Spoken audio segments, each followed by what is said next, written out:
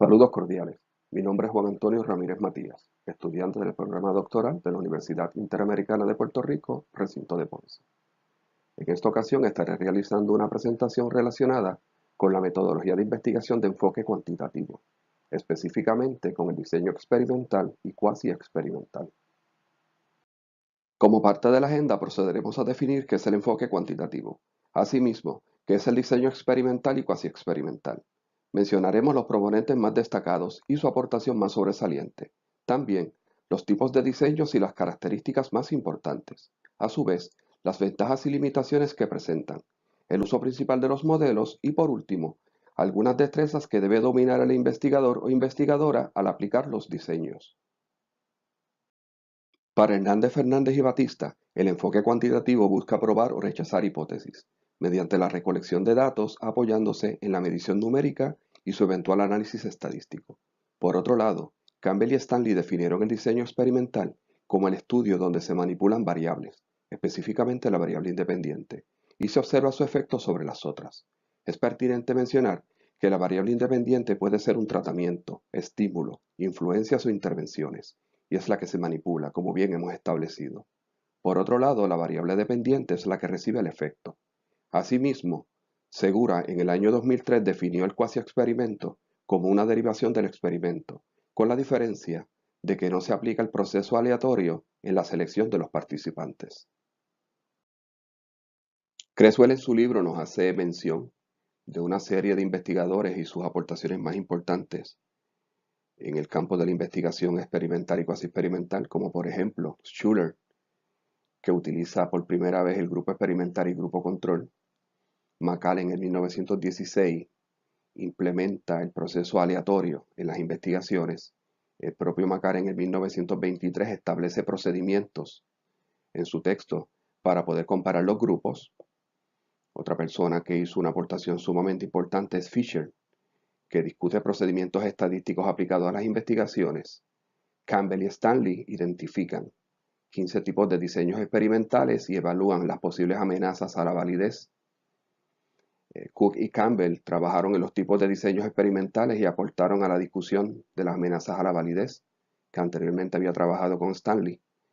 En la década de los 80, con el advenimiento de las computadoras, vemos que se desarrollan programas estadísticos que hacen posible analizar múltiples variables a la vez.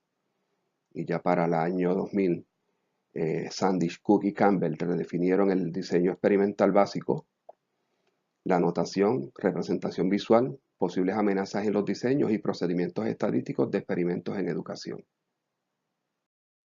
Como nos muestra el diagrama, en el enfoque cuantitativo podemos observar el diseño experimental, el diseño cuasi experimental y el diseño no experimental. En nuestro caso, en el diseño experimental podemos ver el grupo control de preprueba y postprueba, el grupo de control solo postprueba y los 4 grupos de Solomon. En el caso del diseño Solomon, este diseño se utiliza para controlar todas las variables extrañas. Son 4 grupos, 2 grupos control y 2 grupos experimentales. A un grupo control y un grupo experimental se hacen mediciones antes y después, o sea, pretest y posttest. A los otros 2 grupos solo se mide luego de aplicado la variable experimental. Solo se hace posttest. En el cuasi experimental podemos ver las series cronológicas, muestra cronológica equivalente, grupo control no equivalente. En este caso, el grupo control no equivalente, ambos grupos, control y experimental, han recibido una preprueba y postprueba, pero no son equivalentes como bien dice el nombre. En el caso de los diseños compensados, se logra el control experimental o se aumenta la precisión aplicando a todos los participantes o situaciones la totalidad de los tratamientos. Por mencionarle otro ejemplo, tenemos el diseño de muestra separada pretest y posttest, que es utilizado para grandes poblaciones, ejemplo, ciudades, fábricas, escuelas y unidades militares.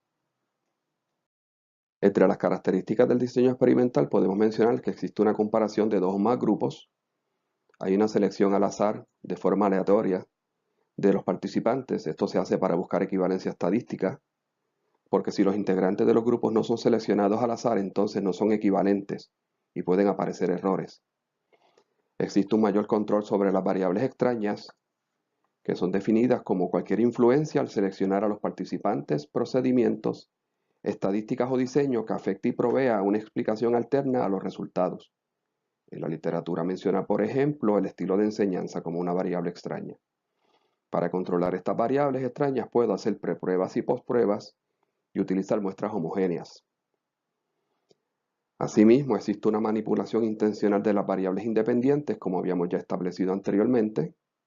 Hay una medición de cada variable dependiente, es de carácter predictivo, se vale del uso de estadísticas inferenciales y posee control y validez.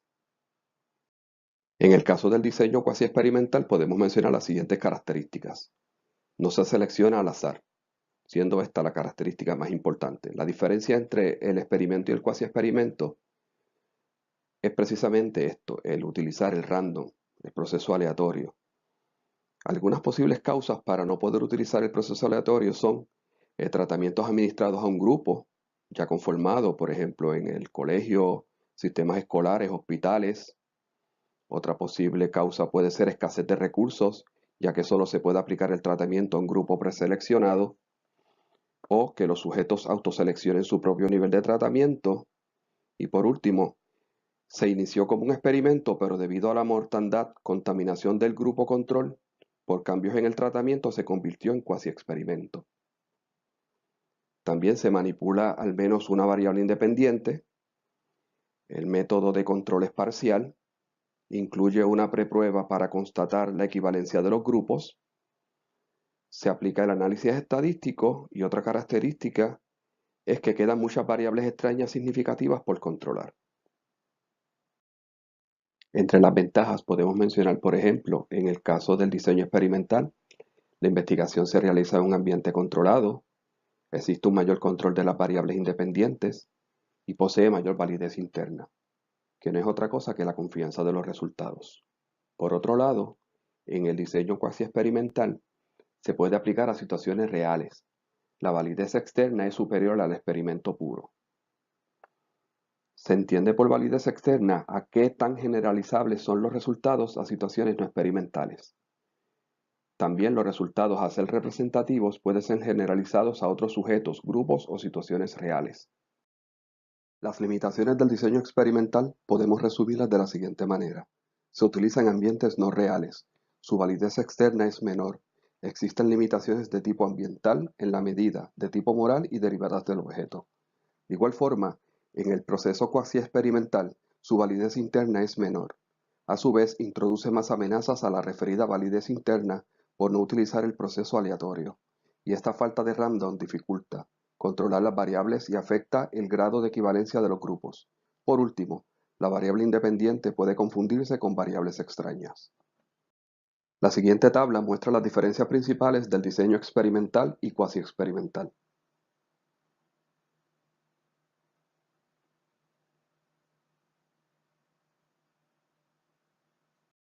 El diseño experimental se utiliza principalmente en situaciones estrictamente controladas donde se intenta establecer relaciones de causa y efecto. Un ejemplo sería tratamiento médico mejora la artritis. Ahí vemos la causa y el efecto.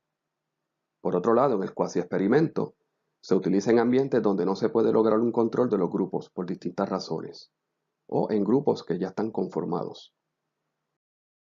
Entre las destrezas que debe dominar el investigador podemos mencionar el método científico, tener la capacidad de identificar la o las variables independientes y dependientes, reconocer cuáles son las variables que su diseño no controla, dominar ciertamente el tema de las estadísticas que aplicará al estudio, conocer al detalle el marco teórico que sustenta su investigación, saber realizar una revisión literaria profunda pertinente al tema de investigación y por último conocer los diferentes diseños experimentales existentes y su aplicabilidad. Se incluyen las referencias utilizadas en esta presentación y gracias por su atención.